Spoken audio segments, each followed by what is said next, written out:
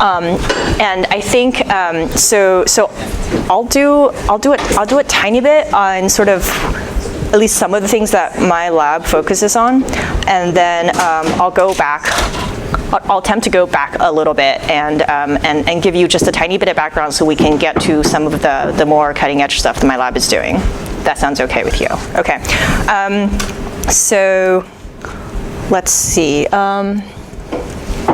This wirelessness. Here we go. Okay, so that's my screen. Okay. So one of the reasons that I really love studying the brain is because it's so complex. So this is probably not something I need to convince any of you of.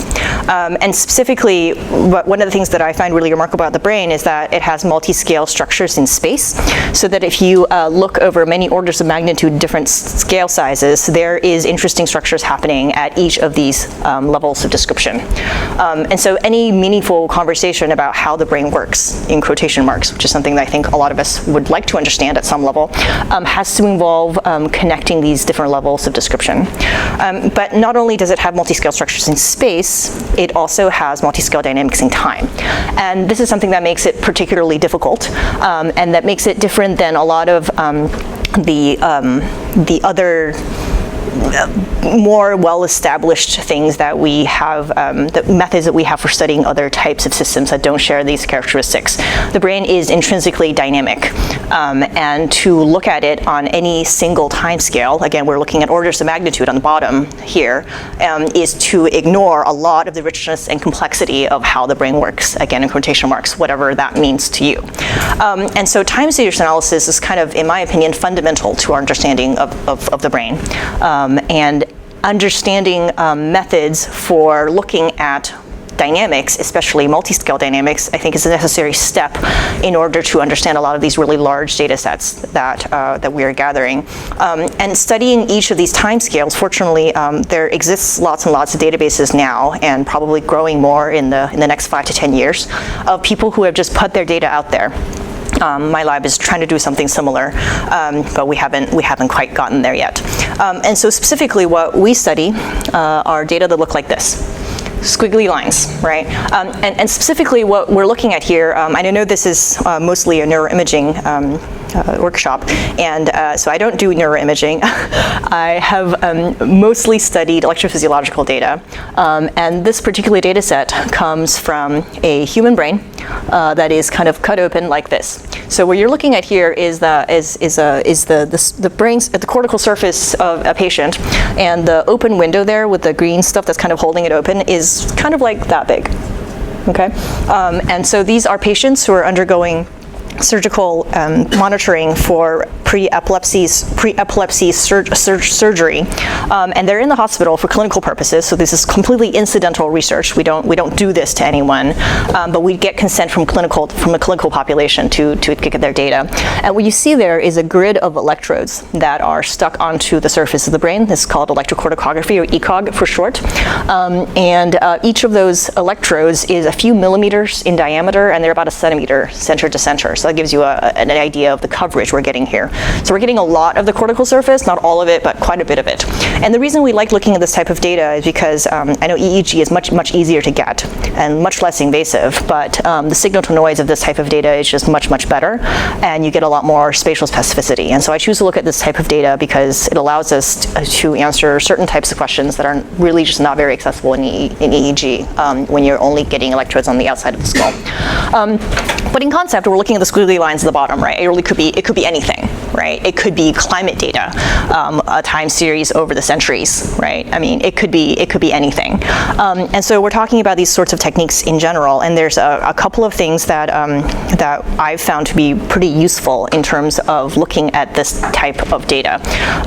And one of the first things you notice about data like this is that it's not random, right? We don't like random data. Random data has no signals in it, so we're hoping to be looking at data that has some patterns to it, right? So the whole exercise is about pattern recognition recognition and pattern extraction. And so if you start looking at data like this, I'm showing you here, the whole window is about a few seconds worth. And this goes on for hours and hours and days and days and days, right? Each line is one electrode that corresponds to something in this grid. And I'm stacking them on top of each other with a little offset just so you can see each other. And so the vertical axis is actually voltage, and then each channel is just kind of stacked on top of each other, right? So you look at it and you see, well, the first thing you notice is that it's kind of messy. If you can kind of squint past the messiness a little bit, you see that there are patterns in it, that there are channels that are kind of doing the same thing at least some of the time. And furthermore, that there are coherent oscillations and dynamics in this data, and that this is true time series data in that each snapshot, each dt of the data is not a truly statistically independent sample of something, right? So those are the assumptions that you could make, and in this case, because we're looking at intrinsically dynamic data, it is good to not assume that that's true. And so one of the names of the game is doing dimensionality reduction, right? And so here, I know that for some of you this will be completely obvious, but just for illustration purposes, I'm going to give you a really simple example of dimensionality reduction as I see it. So here we're looking at is a fake data set. I made it up. So I know exactly what's happening. I know the ground truth in this particular case, right? And so what we're looking at is a movie that I made. It's 80 pixels by 80 pixels. So it technically is 6,400 dimensional data, and it is a movie. Okay, so here I'm going to play the movie for you. And hopefully it plays.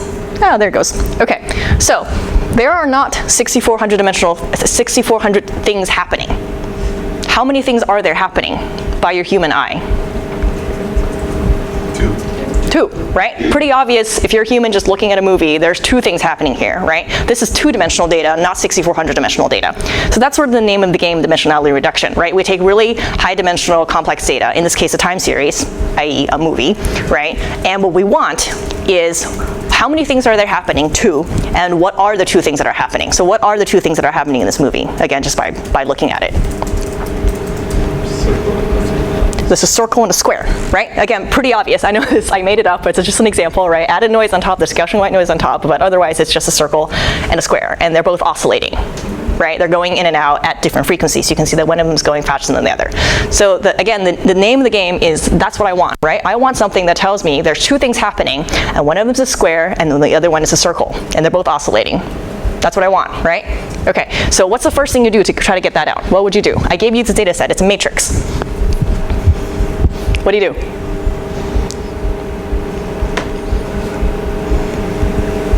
Okay, so to be explicit, I give you this matrix, okay?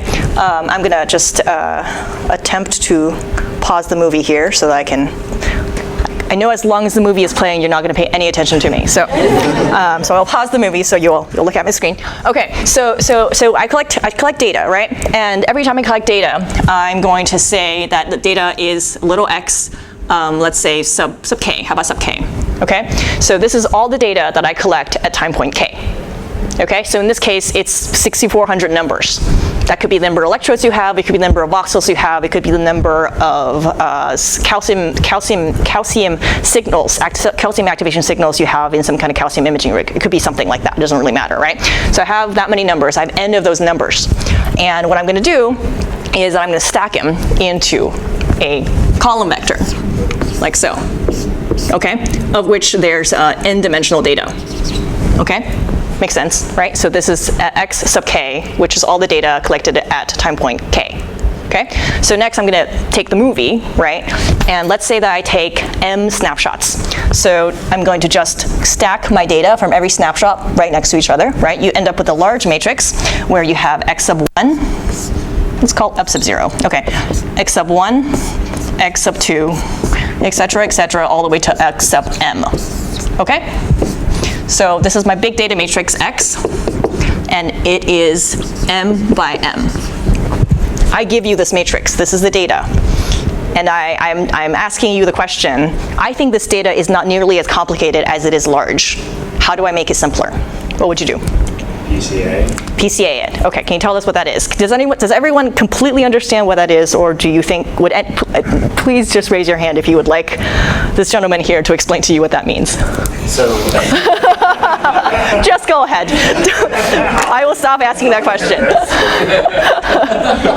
Okay, PCA, I agree with you. What is that? Right. So essentially we're going to use patterns of covariation among the rows in order to learn a latent space that explains a lot of variation. Right. So we're trying to learn a lower dimensional space, and so the idea is that we're going to learn bases that describe that lower dimensional space. It's specifically going to be orthogonal bases. Yeah. And what we're going to get out of it is we're going to get a temporal trace. So essentially the degree at which any given time point the data is moving along that latent space. Yeah. Right. So what we'd like is that one of those latent spaces encodes, for example, has like really high sensitivity at the very center. Right. That sensitivity falls off as you move out spatially. Right. Right. None of the spatial information is obviously. There's no explicit spatial information in this matrix. Right. That's so right. This is like a naive way to start. Right. Yes. So we hope that one of them is circle and one of them is square. Yeah. And that if we plot the loadings over time, we'd see the circle one oscillate slowly and the other one oscillate. That is what we're hoping for. Very good. Okay, so I'm going to rephrase what he said in terms of slightly more math.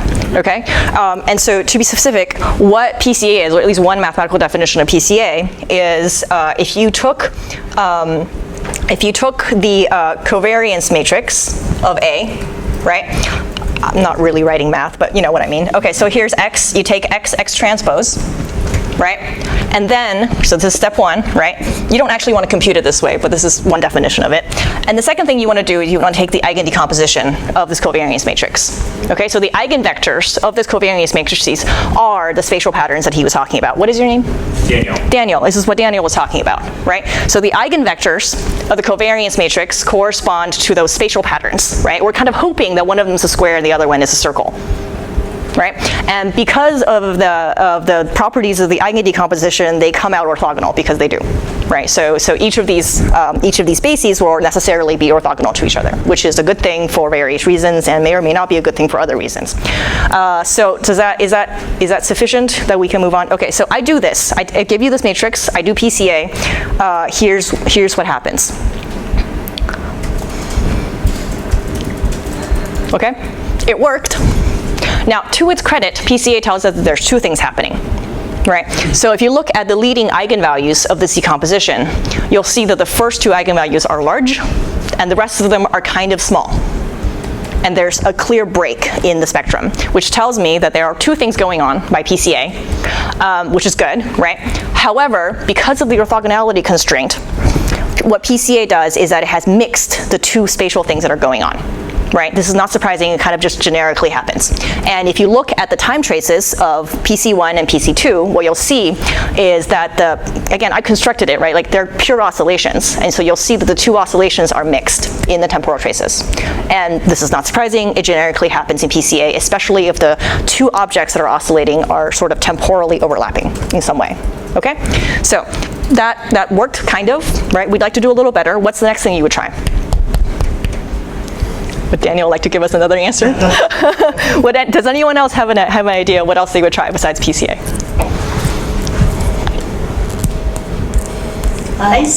ICA. Very good. What is your name? Jolinda. Okay, Jolinda does ICA on the analysis.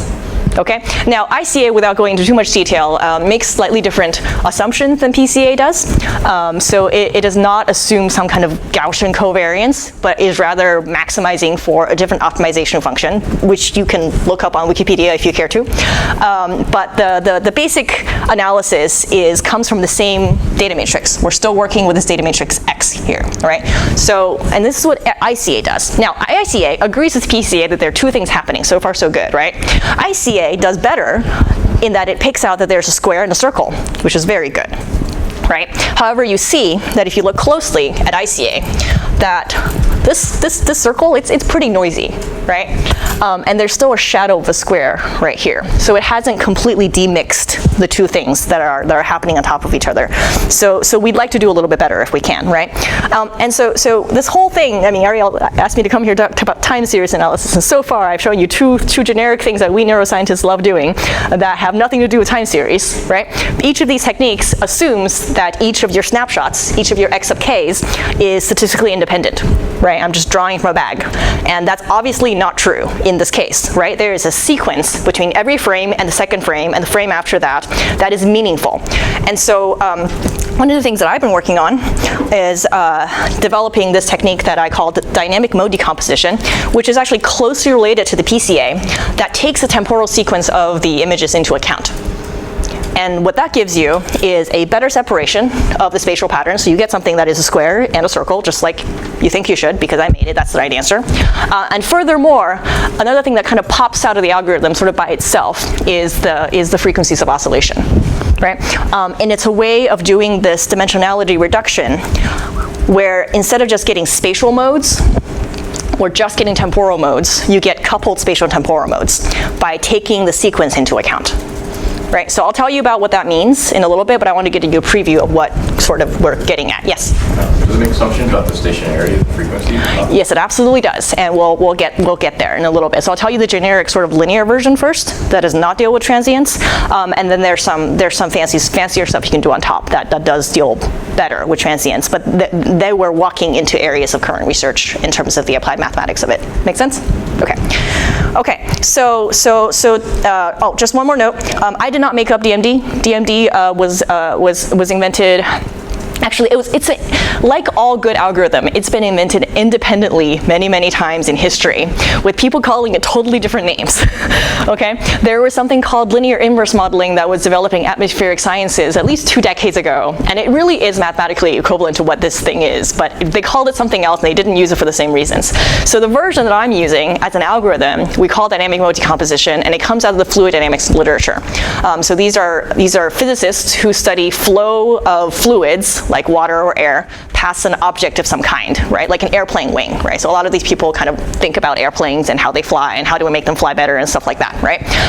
And so there you can see that in concept they have the same kind of problem we have, which is they have a very high dimensional time series, but there are coherent patterns in the time series, right? They can end up with very high dimensional data. So one of these PIV data sets, particle image velocity data sets, could easily be, you get 1 million points every DT, right? And you're using a high-speed camera that goes at like 2 kilohertz or something, so you get a lot of data really fast. And so the data challenges are similar, even though the actual physical system they're measuring from is completely different than what we're talking about. Okay? So here we will break, and I will turn this off for a second. I wonder, well, is it better if I just turn off my screen? Nope, that didn't work. It has a mind of its own. If you put something white there. If I put something white there, that is a good idea. This is pretty white. It's sort of whitish. It's kind of whitish. Yeah, okay. I'm gonna try it. If it's too distracting, let me know and I'll try to do something different, okay? And so to tell you how DMD works, so first we're gonna do a couple of different pieces, right? So the first piece is the SVD, which stands for singular value decomposition. Okay, and it is really usually actually it doesn't really matter which particular software package you're using. Many people have devoted many decades into making the SVD really fast for lots of large matrices, okay? So you get to use SVD packages that are really fast and really good. So you don't ever have to do the SVD yourself. Now, the reason you want to do the SVD is that if you actually try doing PCA this way, you get the same answer, but it's really slow. So you don't want to do this, right? You don't want to literally compute the covariance matrix and then take the eigen decomposition. What you really want to do is take the SVD of my data matrix X, which decomposes as a decomposition, right? So you take one matrix of that kind that I showed you over there, and you turn it into the product of more than one matrix. That's a decomposition, right? In this particular case, you get out 3 matrices, U times sigma times V complex conjugate. Okay, I'll tell you what each of those are. So what happens is that let's say that X is a rectangular matrix of the following size, right? So it's M by M. Okay, so you take the SVD, and first thing it's going to do is that it's going to get what are called the left singular vectors and the right singular vectors with singular values in between. These singular values are closely related to what you call in PCA the percent variance explained, right? So this object here is wonderful because it's actually a diagonal matrix, right? So it's a square diagonal matrix that is usually the smaller dimension by smaller dimension. I know this is not a square. Pretend it's a square. Where it's all zeros, right? All zeros, and then there's only numbers along the diagonal. These are the eigenvalues, right? So it's sigma 1, sigma 2, blah, blah, blah, sigma I, okay? Now, sigma I squared is the same as percent variance explained in statistical PCA language. They're the same thing, right? It's like mathematically identical. It's just, I see these just really fast, that's all. And they come in their order, right? As in, I'm guaranteed that the first one is larger than the second one, which is larger than the third one, which is larger than the one after that. Right? And so if you plot that as a singular value spectrum, so you can plot I versus sigma sub I, you are guaranteed that this thing's going to go down, right? So it can go down some different ways. It can go down kind of like this, right? Where it has this shoulder or elbow here. There's a bunch of numbers and then everything else is kind of small. Or it can roll off in a more confusing way, which is what really happens with real data, which is that it kind of rolls off at the slope. Right? In which case you're really confused, you have to make some arbitrary decisions. There are some theory about exactly how to do this. But the wonderful thing here is that the value of these singular values, how big these singular values are, tells you what the dimensionality of your system ought to be. Right? So in the case of that movie that I showed you earlier, where I made up the data, right, it would literally be one singular value is big, next singular value is smaller, but still pretty big. The third one is pretty darn near zero. That's what it would look like. That's what it does look like, right? And if you see a spectrum like that, and you should always look at the spectrum, you'll see that, that this tells me that I have two-dimensional data. Okay, good. All right. Okay, so these singular values correspond to the left singular vectors. Right, these are my u's, so u sub 1, u sub 2, these are column vectors that are the same size as my data, right? And then over here, v transpose is going to be something of this size, okay? So in this way, because of the way that I've chosen to reshape my data matrix, right? Rows are measurements and columns are snapshots. I know that you can do it the other way, and if you do it the other way, everything I said, you just transpose it, okay? But in this definition, right, rows are measurements, so either voxels or electrodes or cells or whatever it is, right? So what we're talking about here is that u sub 1, which has the same size as my measurements, so the number of electrodes, the number of voxels I have, is the first basis. This is the thing I project to that has the most variance, and followed by the second one, by the third one. And then v is sort of the time course corresponding to each of those PCs. So this is basically PC1, PC2, right? They're like exactly the same thing. Okay, so this is wonderful because these matrices also have a couple of special properties that we can then start to manipulate in order to do time series analysis, right? So far, again, like there's no assumptions about the time series of X. So to connect those time series, we can then look at a set of models that can get really complicated, but the simple model is really, really simple, which is something called an autoregressive model, right? So it's like a regression model where you're trying to regress X onto Y or something like that. But autoregressive, as the name suggests, is you're trying to regress something onto itself, right? So the simplest version of it, you can write it down as, again, I have X sub k, right? Where you can say X sub k is some constant times X sub k minus 1. That's an autoregressive model. Every snapshot depends on some number times the previous snapshot. You can get an exponential decay this way, right? If this is complex valued, you can actually get fancier stuff. People build really fancy autoregressive models, right? So this is looking one snapshot back. You can look at, so a sub 1 x k minus 1 plus a 2 x k minus 2 plus et cetera, and you can keep going, right? You can have an autoregressive model that's dependent not only on the previous snapshot, but the one before that, and the one before that, and the one before that. And then hopefully it doesn't depend on everything way far back, because then we're kind of hopeless, we can't model that. So hopefully these coefficients get smaller and smaller as you go farther and farther and back in time. Does that make sense? You're all following me here? Okay. So what we're going to do is we're gonna like mash these two together. All right, and you can do a vectorized version of this, right? So x, instead of being one variable, could be a vector. So let's say you have 3 variables, 3 measurements you're making. Each measurement, so the numbers 1, 2, 3, depends on that A now, instead of being a coefficient, will be a matrix. It'll be a 3 by 3 matrix of the previous snapshot. We can do that, right? So we're going to do exactly that with my data here. So remember, we have x as x sub 0, x sub 1, x sub 2, so on and so forth, right?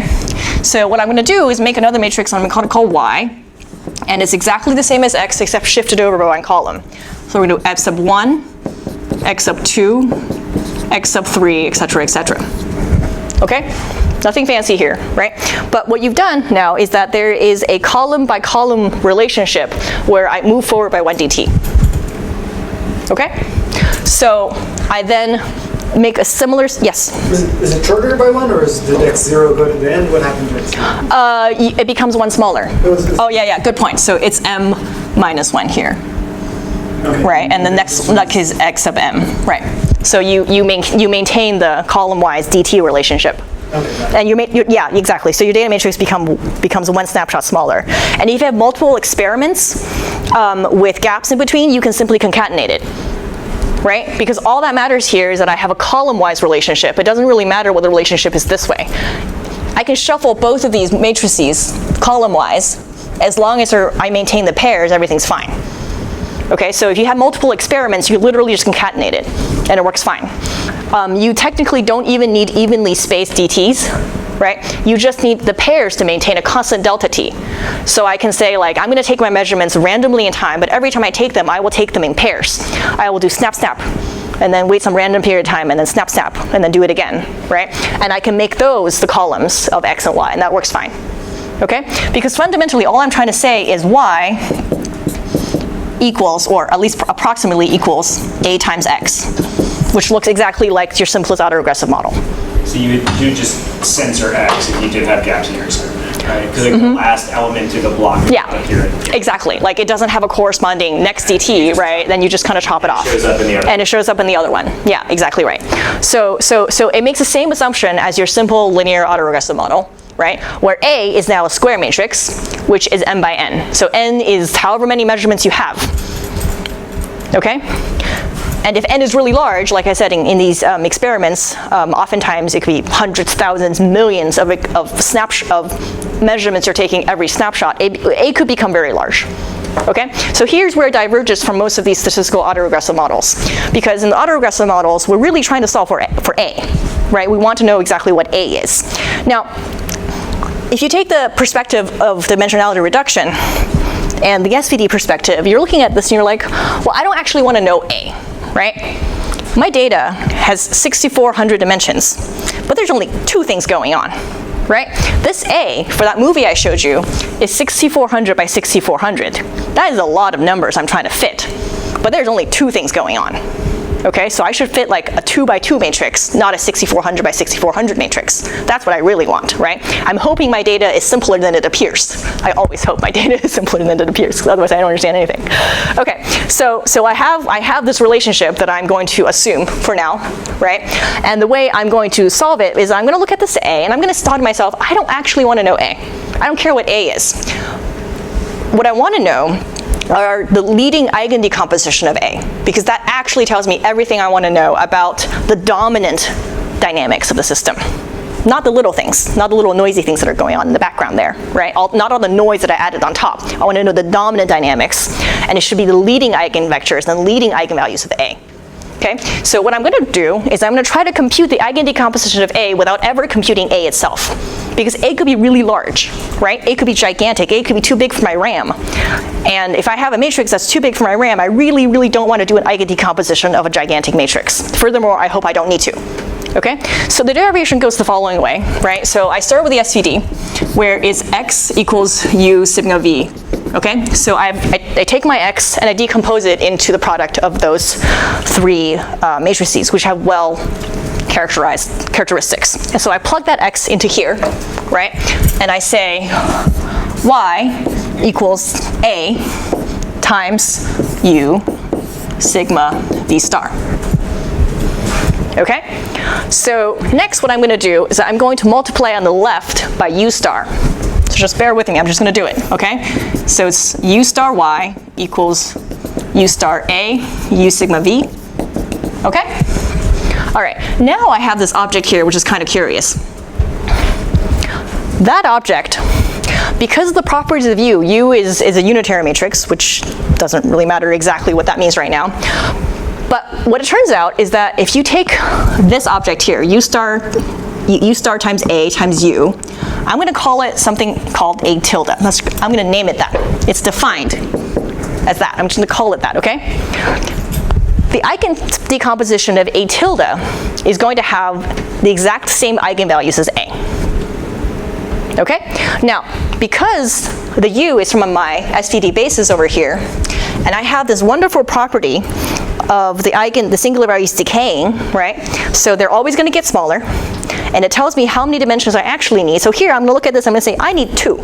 I don't need all of the U's, I need the first 2 U's. Okay? So if I truncate U star to be the first 2 columns of U, right, I end up with an A tilde that is now 2 by 2 instead of 6400 by 6400, or whatever number you want, right? So if you're looking at real data, oftentimes it ends up being 50 by 50 or 100 by 100 or something larger than 2, but whatever, right? Like smaller than what it actually is, right? You can get something to be smaller than its actual measurement size, projecting into a lower dimensional space by using this property of the SVD, okay? So now my A, instead of being n by n, right? So A is n by n, where n could potentially be a large number. We don't know. It's whatever your measurements are, right? But A tilde is now r by r, where I get to pick what r is, right? I try to be judicious about picking r. I try to pick a good r that makes sense. That's data driven, right? I look at this thing and I say this is what r should be, or I make up some heuristic, or I apply some theory, okay? But the bottom line is r is smaller than n, and r is what I choose. And I end up with this object here called A tilde, which is only r by r, and is much, much easier to compute the eigendecomposition of an r by r matrix than an n by n matrix. Okay? So what I'm going to do is I'm going to compute A tilde here, which is this object, right? And I'm going to take its eigendecomposition.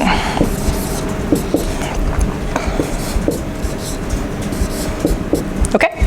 So I've taken this eigendecomposition. These are the eigenvectors, and those are the eigenvalues. Because U is a unitary matrix, these are the same eigenvalues as the eigenvalues of A. So I've already got my eigenvalues that I wanted. But these eigenvectors are a little too small, right? They're only r tall instead of n tall. So the final step is projecting it back into your measurement space, your voxel space or your electrode space or whatever it is that you've measured in. Okay, but it's just a projection into a higher dimensional space. There's nothing fancier than that. And there's a formula that's been derived. There's actually a couple of different formulas depending on which assumptions you want to make for doing that transformation. Okay, so what we're going to do is these eigendecompositions, is that this eigendecomposition gives me a set of DMD modes, spatial modes, and a set of eigenvalues, DMD eigenvalues. But what I can then do is represent my data x, or y actually technically speaking, as phi times lambda to the power kind of like k, time, times some constants. Okay, so it's a decomposition in the same way that the SVD is a decomposition. I've taken one data matrix and I've broken it up into a product of a bunch of more matrices. I've taken something and I'm now explaining it in terms of a product of more things, right? But what I've done is that I've now separated time and space. Everything having to do with space is here in this phi matrix. And everything having to do with time is now here in this lambda matrix. This lambda matrix is diagonal. So taking the diagonal matrix to the power k is really easy. You just take all the numbers and you put them to the power k. Nothing complicated going on there, right? And b is sort of a set of coefficients to make all the initial values work out. That's it. So that's the separation of space and time. Okay? 4 steps of linear algebra that you can type into any software you care to, and all of it's built in, right? It's embarrassingly simple. But what you get out is the separation of space and time. Okay, were you the one that was asking about transients and stuff like that? Okay, this does not deal with transients. This is assuming that it's stationary. This only works if it's stationary, right? Now, because these eigenvalues are complex valued, what I can do is plot them on the complex circle, right? And it's the eigenvalue to the power k, right? So if you take a complex valued number that is on the unit circle, and you take it to the power k, it stays the same, right? It's entirely stable. So this is a stable oscillation. So this is stable.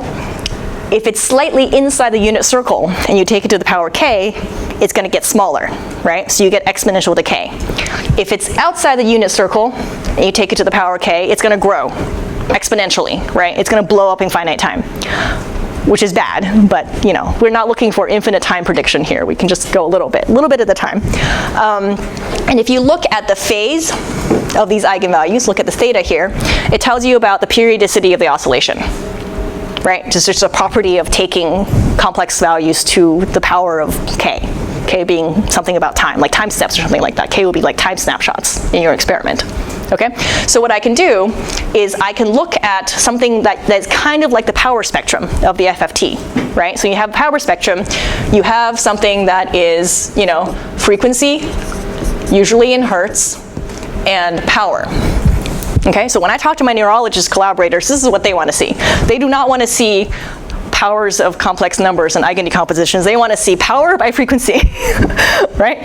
So it is possible to transform this representation of your data into power by frequency by making this transformation, because the imaginary component of your eigenvalue by a coordinate transformation becomes hertz, right? And then the magnitude of each of these modes becomes power, because that's how much, it's not exactly power, but it's close. It's like power, if you have quotation marks on it, energy, right? I'm not a physicist, I don't know.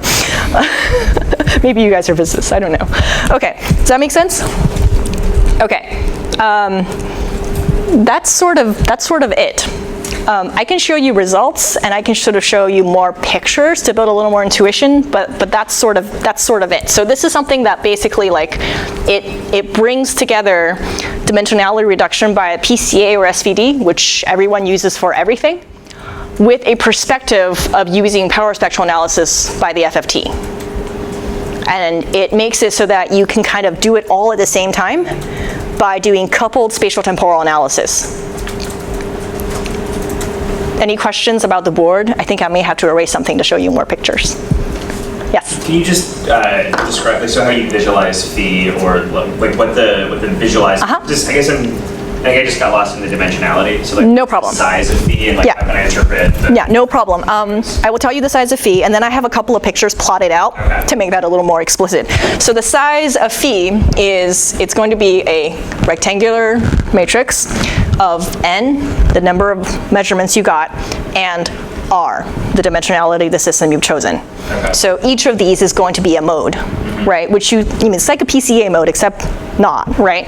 It's actually sort of like if you imagine the orthogonal basis, the PCA basis, it's kind of like a rotation of that basis, so that then each direction is dynamically coherent. And you lose orthogonality. These modes are not orthogonal to each other. Okay. There's some tricks you can play to make them orthogonal, but generically speaking, if you just do what I just said, they do not come out orthogonal. You lose orthogonality, but you gain temporal coherence, right? Which is how I was able to show you on the example I did, which is that the modes come out separate, right? And they're not orthogonal anymore, but they are separable because they're separable in time, in the time domain, in frequency domain. Make sense? Mm-hmm. Okay. And how does it interface with big lambda? How does it? So lambda's diagonal. Yeah. Right? And yeah. Presumably So it's a one-to-one, right? So the first lambda corresponds to the first column of phi. The second lambda corresponds to the second column of phi. Well, this is like each column of lambda is one high. Yeah. Right? So it's a decomposition. I've now pulled everything apart, right? I've now made my data into a sum of space times time plus space times time plus space times time. Okay. Make sense? Okay. Yes. R and K. How do you pick R and K? Great question. K, in this case, is just the time, it's like what I'm using for time, because it's not time, it's the number of snapshots. So K is just how many snapshots into your data are you?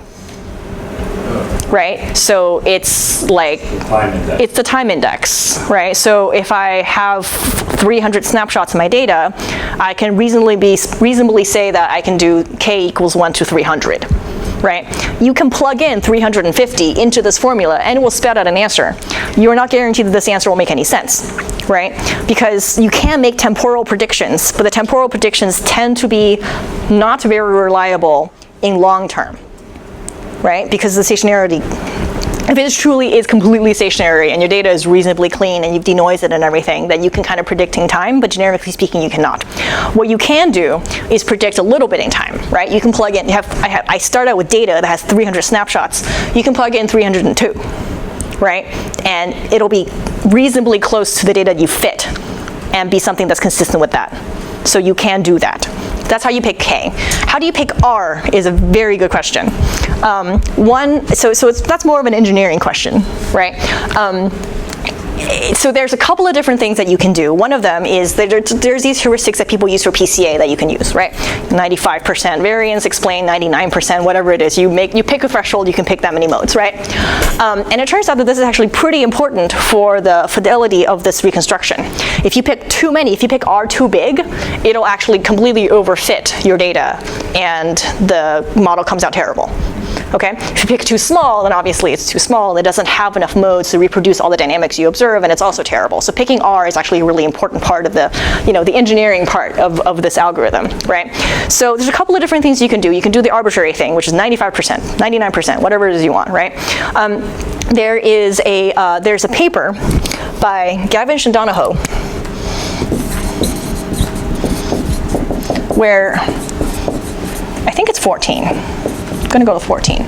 Can't remember exactly when it was published. Anyway, so they actually do a statistical analysis, making a couple of assumptions about basically say your data matrix X is noisy, right? So it's actually composed of something low rank plus something noisy, okay? And if you knew the variance of your noise, what you'll see is that the singular value spectrum of L is going to be something and then zeros, right? And the singular value spectrum of your noise matrix is going to be something like that. It just is, if it's Gaussian white noise, right? And so what they say is that if you know theta, if you know this noise here, which I'm abusing notation, I apologize. If you know the noise, if you know the variance of your noise, you can compute this point, right? Which then there's a principled way of optimally choosing where you should be cutting off your spectrum. It's right there. It should be the singular value that's larger than the largest noise. So that's if you know where your measurement noise is, right? So depending on your instrument, sometimes you can estimate what your measurement noise is. Sometimes you can't. And they have another theory where you can basically use this spectrum to estimate what your noise might be. So there's the theory is here for sort of doing this, the choosing of the R in a optimal way. And it's called an optimal hard threshold of singular values or something to that effect. It's a nice, very nice result because it puts a little bit of theory on this choice. Yes? Can you sort of condition it on what the results are? So you do R equals 1. Yes. You yeah. Results, yes. Because you want something that will be sort of spatio-temporally coherent. Yes. Right? In the original thing, you had things that had structure. Absolutely. And now you put in R equals n plus 1, and all of a sudden everything falls apart. And then great point. Yes, that is the other way of doing it, and I've definitely done that before, where you just put in a bunch of numbers and then you compute the error of the result, and there's usually a minimum in that curve as you vary R, right? So if you had the patience and the resources to just try a bunch of different Rs, sometimes that's the right thing to do. So great point. Yeah. And it can be done in principled way using cross-validation. Yeah, exactly. You cross-validate it, and then you plot the error curve in a cross-validated way, and it is possible to pick an R that way. Yeah, it just takes longer. It's tricky on the cross-validation because the data is not dependent if there is structure in the time. Independent measurements sure. altogether. It's possible to do. Yeah, you're right. It's not, because you have a time series, it's not as straightforward as just mixing it up in a bag, but it is doable. Yeah. Did you have a question too? Could you explain A tilde W equals A tilde delta here in the middle? This line right here, this is just a statement of the eigendecomposition, right? So the eigendecomposition solves, given A tilde, the eigendecomposition solves for the eigenvectors, which I'm calling W, and the eigenvalues, which I'm calling lambda. So this is actually just a statement of that. It's just a rewording. Like if you typed in the eigendecomposition command into whatever software you happen to be using, it'll pop out a W and a lambda. Okay? Okay, let's see how far I can get without erasing. It'll probably be a gigantic mess and I'll have to erase. I think I lost. Do you want to turn off the projector, or are you coming back to your slides? I'm coming back to my slides, hopefully. Code. 3. Oh, the code has changed. I see. I always see other people using this fancy system. I never use it myself, but it's actually quite nice. Okay, so here. It's also just clean over on the right. Right. It's also projected. Oh, look at that. Okay. Could you actually pull down the projector? Oh, that's a great point. Is it electronic or It's over there on the Right wall. by your left hand. this thing? That Inside panel. that thing. Inside that thing. Whoa, what is this, like a nuclear power plant or something? Check that out. Fancy. Okay. Anyway, this is just exactly what I just told you in a slide. There's nothing different here. Ah. That was a punchline. I'm sorry, I ruined it. The latency was killing me. Okay, here we go. So here's just exactly what I told you, right? Here's all the steps. Here is a separation of space and time. Here is how you put those back together to get something like your data. There I'm using t as a index rather than continuous time. There is a continuous time version of this, so it's e to the power t instead of, well, anyway, it doesn't matter. So if you remember nothing from our presentation, this is the mental image I want you to have in mind. Okay? Now, PCA, arguably the most commonly used algorithm for analyzing large data sets ever in all of science and engineering, had a baby with a Fourier transform. And it's adorable, and its name is DMD. Okay, so that's it. I'm done here. I should just go, all right? Okay, but there is more. There is more.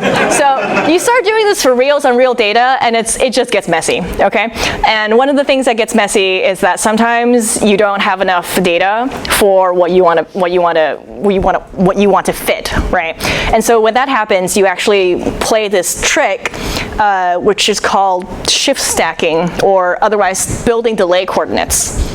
If that makes sense to you, and if it doesn't, it's not terribly important at the present moment. But it just suffices to say that it is possible to solve those kinds of problems. The other problem is, we mentioned some of this already, the different ways of managing the dimensionality. We talked at length about how to manage R, right? How do you choose R so that this works out?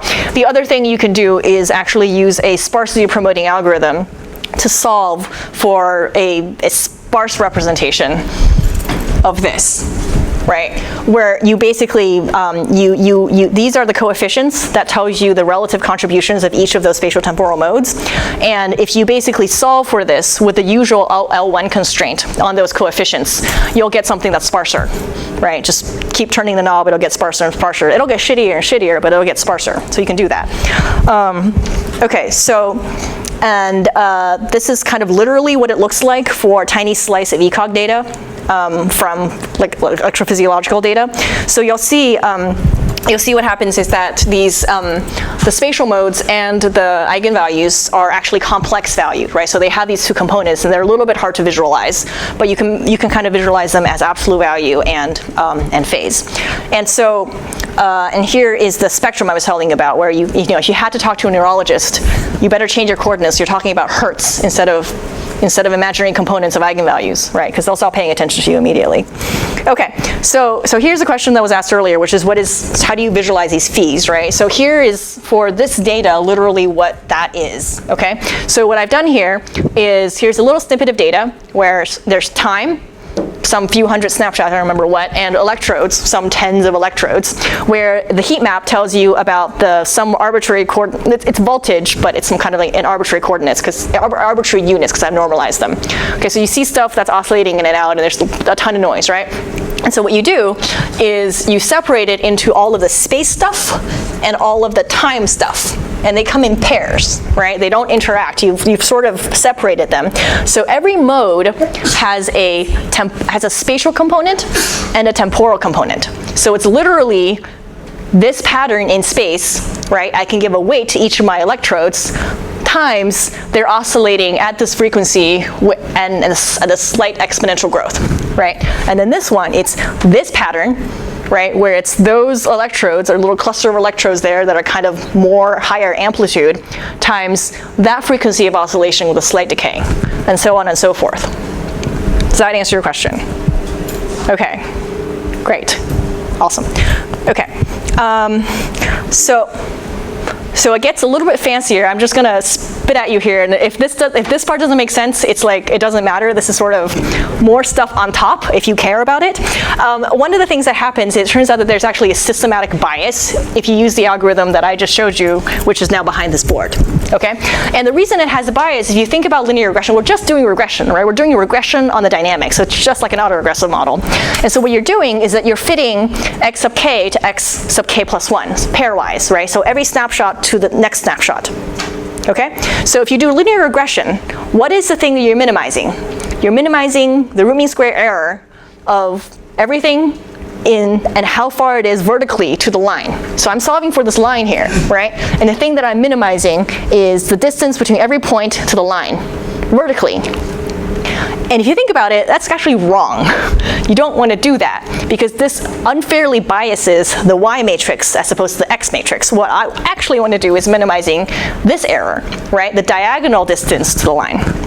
So you can do that by, there's two ways to do it. One of them is doing what's called a total variation minimization. So you don't minimize the root mean square norm. You minimize something called a total variation norm, but that's fine, you can do that. The other thing you can do is you literally do this 2 times. You do it forwards and backwards, right? So you do it this way, minimizing this norm, and then you flip the axes, and then you minimize the horizontal distance of every point of the line, right? And then you kind of smash the two together, and you get an answer that's unbiased.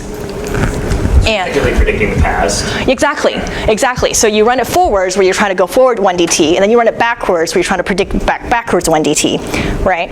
And those two transformations are related by an inverse. Exactly. And so if you average the two, then you get something that's unbiased.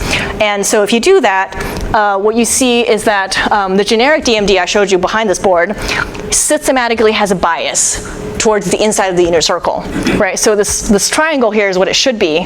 If you run random iterations of DMD, it tells you that, right? So it's systematically wrong. And what we can do is debias it in one of those 2 ways I talked about, which then pushes this distribution. It still has noise on it, right? It pushes it so that the center now matches the true answer. Okay, so that's one thing you can do. You can also do multi-resolution DMD, right? I started this talking about how we have these multi-resolution dynamics in time, and that's really important. But we haven't done that yet, right? Like all we've done is like this windowed analysis.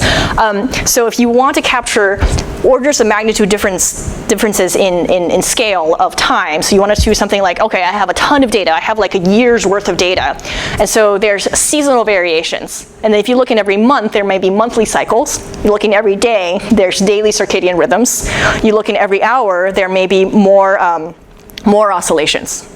Right? So if you want to do all of that at once, it's actually a wavelet-inspired analysis that it looks kind of like wave-done analysis, but you can basically do it that way.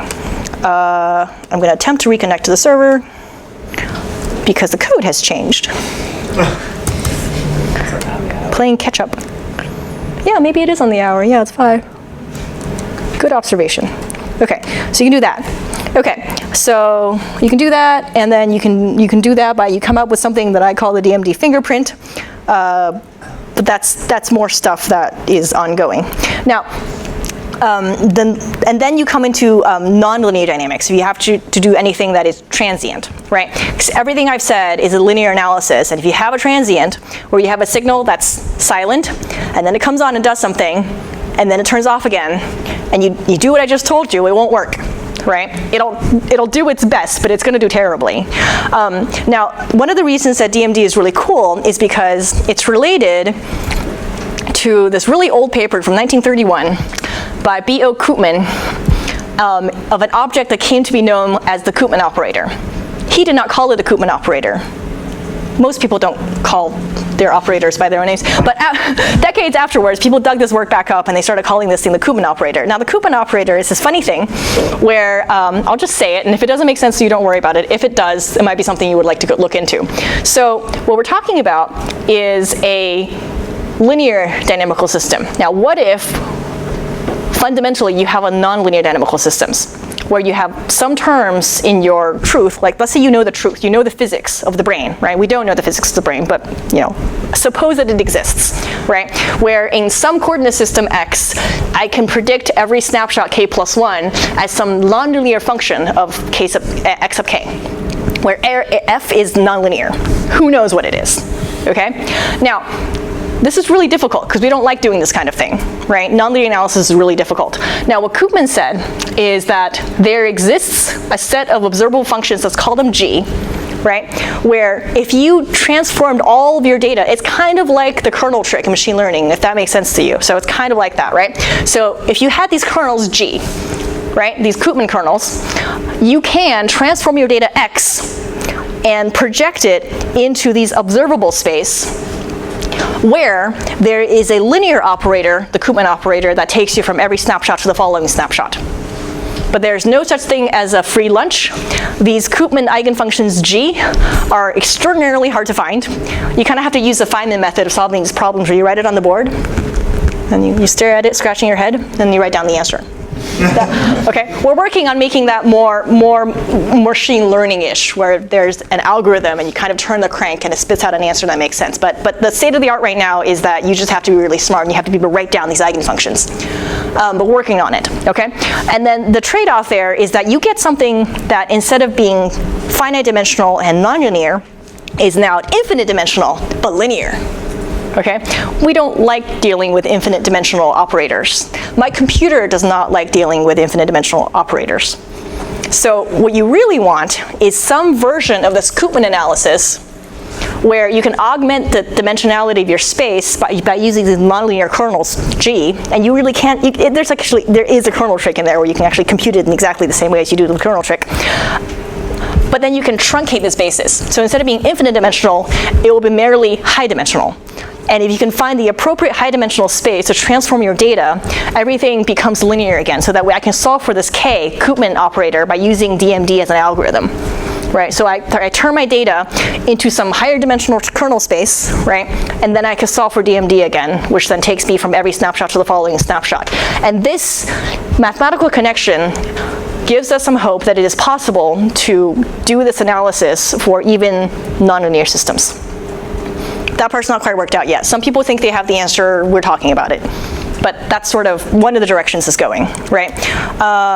You can do it for simple systems, but not really a lot of other simple systems. Something else I'm working on that we're trying to push forward is that why would you want to do this, right? Like I've done all this crazy stuff to come up with something that is kind of like a simple autoregressive model. If you're being dismissive, you would say that to me. People have said that to me, okay? But why do we like linear models? Why do we love linear models so much? Well, we love linear models because we can control them.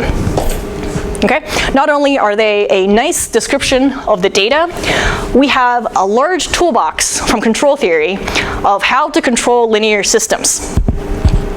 Right? And so without reinventing the wheel, we can take that toolbox, bring it over here, and say, if I can represent my high dimensional time series system as a linear dynamical system, I can plug it into those control theory tools and have some hope that I might be able to back out a controller that can steer my system around. You can kind of imagine, I mean, I can speculate for probably way too long on what I would like to do with that, right? Mind control, but that's beside the point. But that's one of my motivations for working on this type of analysis, right? Because even though it doesn't make the most sophisticated statistical assumptions about the underlying signal, but it allows us to interface neuroscience data, large neuroscience data, with a set of tools from engineering that can potentially be very useful. This is what got us to the moon, right? And they've been working for decades ever since to make it better. And if we are going to have any hope of kind of controlling the brain in a principled way, this could be one way of plugging those two fields together. Okay, I have more, but I can kind of stop there. That's it. Thank you.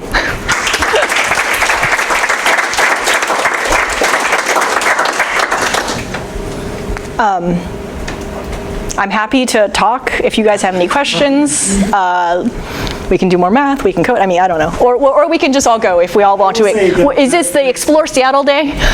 What? Is this Explore Seattle Day? Explore Seattle Day. Welcome to Seattle winter. It has officially started. I will say that there is code that is available for the DMD. I think it's sort of that you've made available. It's on GitHub. On your GitHub. Yes. So I'll share that with everyone. Good. If somebody wants to play with that, it's got sort of the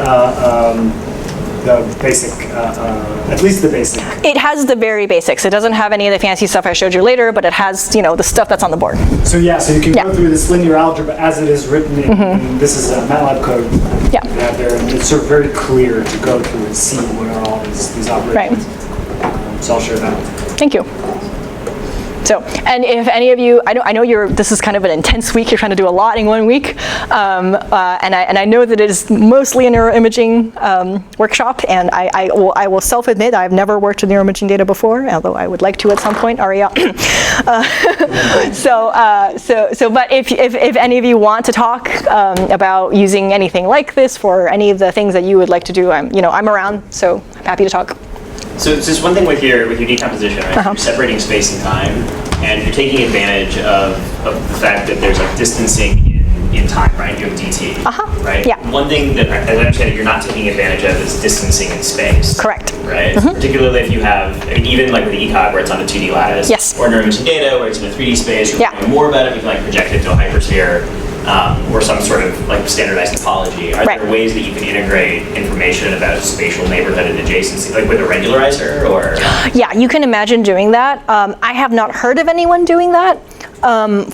For a variety of reasons we can speculate on. So I actually kind of like it not being explicitly spatial, because for the type of data that I usually work with, which is ECOG data, even though the electrodes are in a regular grid, space in brain space is not in a regular grid, and so just because two electrodes are adjacent does not mean they're any more similar to each other than this one and something far away, right? So by making that not an assumption of the algorithm, we're able to get pretty far. So I haven't tried that hard to make that an explicit part of the information that's fit in. You're correct by, I think what you described is exactly how one would start doing it, right? Adding in another regularizing term. You lose some of the computational efficiency. So right now, because we're only using normally built-in very, very fast linear algebra operations, it's just a really simple, fast algorithm, right? You can write down the optimization in terms of a set of optimizations and then add in terms as you've suggested, right? But then you're sort of, it's up to you to try to solve that thing. And I'm sure it's possible, but it will be more complex to solve. Okay. So it depends, it's a trade-off, like what do you really want? Like, depending on the data, and so you have to know your data, right? It's all about having knowledge of the data, bringing in that knowledge of what you think you're looking at into the analysis. It may or may not get you farther to add that information. So if there's a good reason to do it, I think it's doable. I haven't done it yet, but I think it's doable. From the data acquisition experimentalist perspective, what are the kind of top 3 factors you wish to have to give more confidence to your results in terms of the insight in your results? Is it more arrays, more accurate position of the arrays, longer acquisitions, or some very robust causal past stimulation that can establish causality? What are the top 3? All of those, actually. So there's a couple of things we're currently pursuing. There's a couple of students who are now doing these stimulation experiments where they basically pick random for now, pairs of electrodes and zap it, and then you see what happens to the rest of the network, and you do that systematically with different amplitudes at different frequencies, et cetera, as far as the patient would allow, right? Because you don't want to do anything dangerous. We stay well below whatever would trigger a seizure, right? So you do all of those things. And so then you basically can plug this into the control network that I alluded to very, very briefly, right? So you can solve for both the intrinsic dynamics of the system plus whatever you think is being added by the kick that you've just done to it. And I think conceptually this is really attractive because it's a way that you can potentially learn more about the system by simulating it that you can push it into states that you wouldn't have observed by passive observation, right? So simulation experiments I really like because I think they can potentially give you more information. Beyond that, I am personally, just for my lab, really interested in long-term recordings. And so we have a project right now that I'm actually trying to recruit more people to work on, so let me know if this sounds interesting to you, where we are working on long-term naturalistic recording. So the same type of recordings you're talking about, but instead of doing it for a couple of minutes or even a couple of hours, right, we're taking it continuously 24/7 for weeks as these people are in the hospital. And they're not actually doing anything in particular. They're not being told to do a task. They're just living their lives as much as they can, right? Given that they're in the hospital and they're kind of sick. And so they do the normal things that you would do if you were stuck on the couch for a couple of days because you have a flu, right? They eat, they talk to their friends, they watch TV, they sleep, they do all the normal things that you can do. The only thing we can't really study is locomotion. They don't really walk around all that much, right? They move their arms, they talk, they watch TV, they sleep, they do all the normal things that you would do. And so we're in the process of, in this, you can call it a massive machine learning data mining project, right? Where we're trying to see what we can learn about naturalistic human brain behavior long term when they're not being instructed to do anything. And so in addition to the ECOG data that's being acquired 24/7, we have video data and we also have audio data. And so we're bringing in tools from computer vision and from natural language processing to try to parse through some of this data, right? Because the typical experimental approach doesn't work. There's no trials, there's nothing repeated. They could potentially do everything exactly one time and never do it again, right? And furthermore, we don't even know what it is without using a lot of computer vision. And so those projects are sort of like being spun up right now. And so that's something I'm interested in. And so one of the aspects of that project is that, yeah, I'm interested in kind of like whole brain level behaviors. So I don't want to study one brain area one at a time in a lot of detail, right? None of these recordings give us anywhere close to single spike, single unit activity. It's very aggregate. Right, and the trade-off is that we're actually able to get electrodes in, sometimes depending on what the clinician wants to do, that covers a huge swath of cortex. You can get, some of them occasionally, like once a year, we'll get a patient that has bilateral grids, so you can get bilateral recordings, right? Often they have something over temporal cortex that extends mostly into sensory motor cortex. You get a little parietal. Sometimes they put in a occipital strip. Sometimes they put in a prefrontal strip. And we have enough of these patients that are coming in that we actually have representation of all of those brain areas. And we can look at what would be the neural correlates of naturalistic behavior, right? And if this differs at all from what everyone else studies, which is experimentally specified behaviors. Right? Like literally no one's even looked at this kind of data before. So we don't know what we're going to find, but we'll see. Do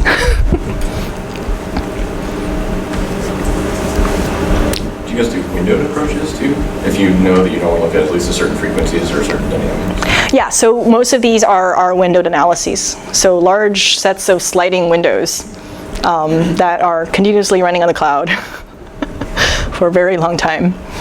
Microsoft gave us some money, so I might as well spend it.